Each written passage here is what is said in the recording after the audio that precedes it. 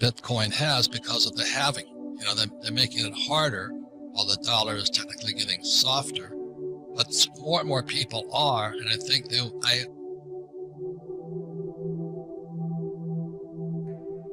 I'm quite sure they'll solve that problem. We'll be able to take a fraction of a Bitcoin and say, here's 1/10 of a Bitcoin. Just buy me a car with it. But that's coming. So the three things that make up money: unit of account or unit of measure, store of value, and it's exchangeable. But the most important thing is the store of value. Prices of gold, silver, and Bitcoin will crash too.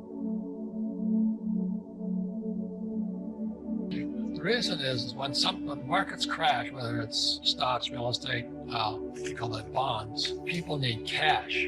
And so when the markets crash, they have to go to cash, and they'll sell whatever is most liquid.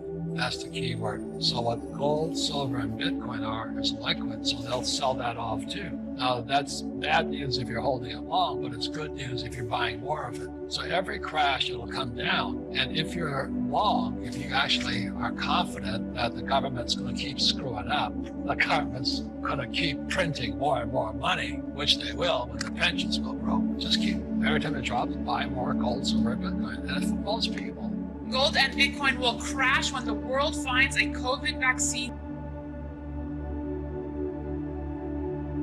that works. This is according to my guest today.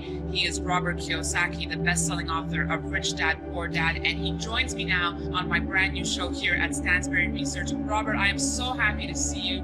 Welcome. You say could crash, but could present a huge buying opportunity should the world find a COVID vaccine that works. I want to talk about that because wouldn't we still be living in a world of fiat debasements, of zero interest rates that would still keep these safe havens high? Yeah, I think the problem isn't the pandemic. The problem is our economic system. And as most of you guys know, on September 17th, 2019, there was a crash in the repo market of the shadow banking system. And then voila, COVID appears in December of 2019. So I was always a little suspicious of it. I'm not saying it's not real, but it was a little too convenient.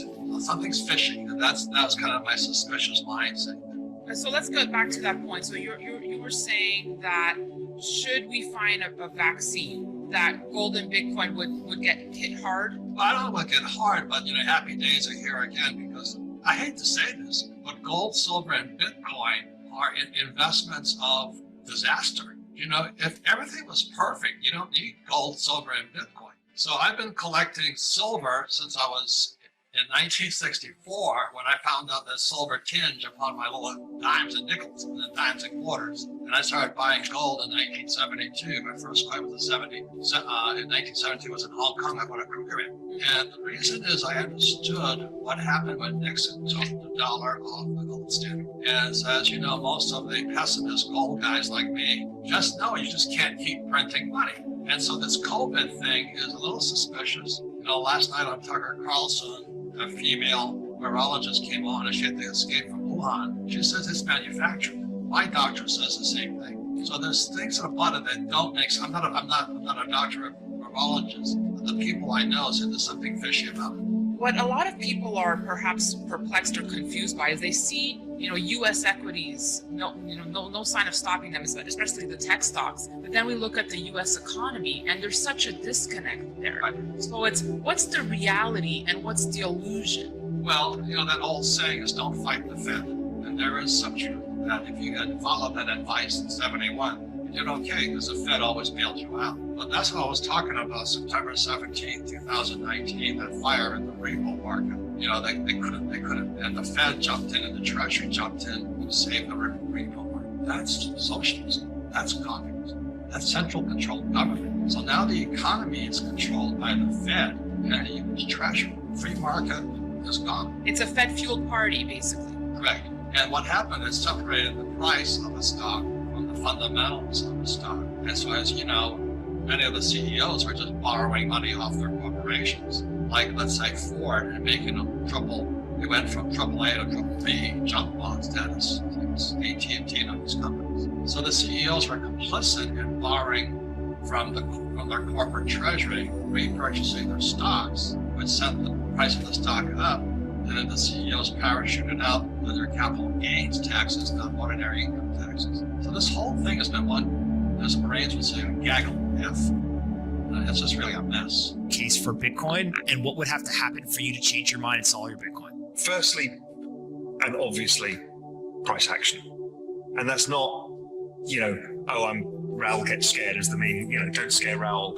It's like if there is a structural change in the pattern. Here's something I've been thinking about that I don't think anybody's thinking through, right?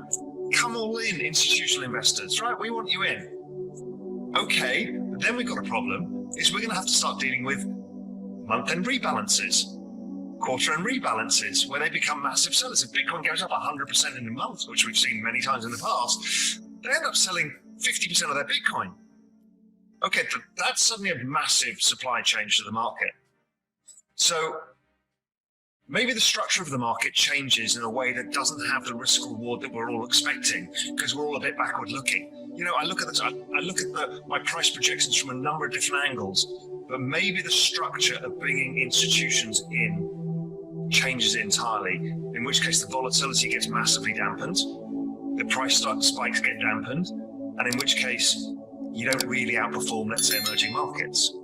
That's a possibility that's out there that people aren't thinking through. The more liquid a market, the less the volatility, the less the upside. The upside is so big right now because nobody's in it. I would say that if China nationalized the miners or did something completely outside of our expectations before we can diversify the mining pool. I know people are trying to build it off gas flares in Texas and other stuff, which is great. If something happens there where somebody could control it, which I don't believe can happen, but all sorts of things I don't believe can happen.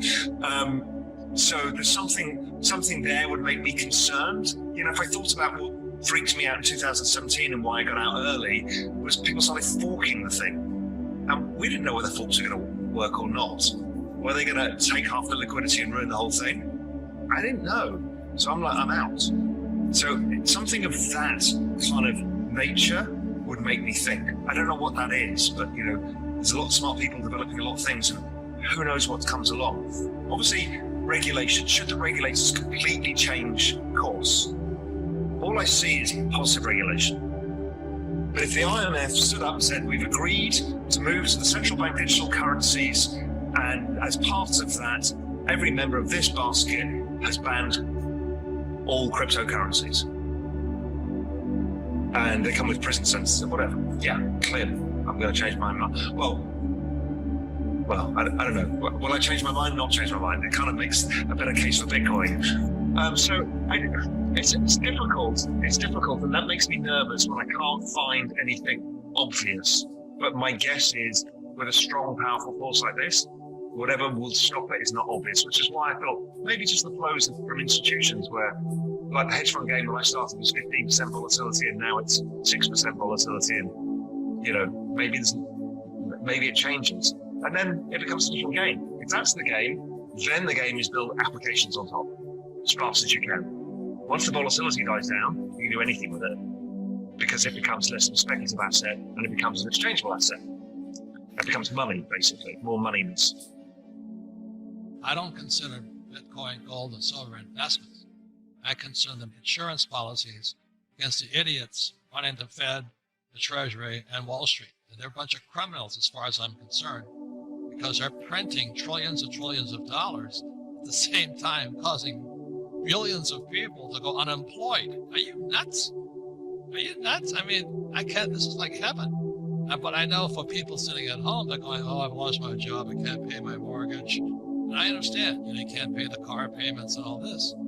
But the name of this program is the Rich Dad Radio Show, the good news and bad news about money. So if you're sitting at home, contemplating your navel saying, well, can I get my cocktailing job back, or what restaurant am I going to work for next? I think you missed the biggest opportunity in world history. That's my point of view. That has been an ongoing narrative. I've been involved in Bitcoin since 2012. It's been the ongoing narrative of, at the beginning of this, I knew the only answer would be cut all interest rates to zero and probably negative, and then massive stimulus beyond anything which we've ever seen. So the first phase, I wanted to be involved in Bitcoin, so I bought into the sell-off, added to my positions, and now I'm starting to see the shift towards insolvencies, and the only answer is more from the central banks. So that's why I've started to buy more and more Bitcoin. Technically, the setup's right. Obviously, we had the halving, and just the adoption phase, what's happening with institutions, it's like the perfect time. Other people can't take the risks. But for me, I looked at the situation. All outcomes for me were, now it rarely happens. Let's say I'm right, deflation is persistent, the economy is worse than expected, we don't get rid of this whole economic mess until, let's say, Q3 next year. Okay, so the answer to deflation and slow economy is printing of money and more fiscal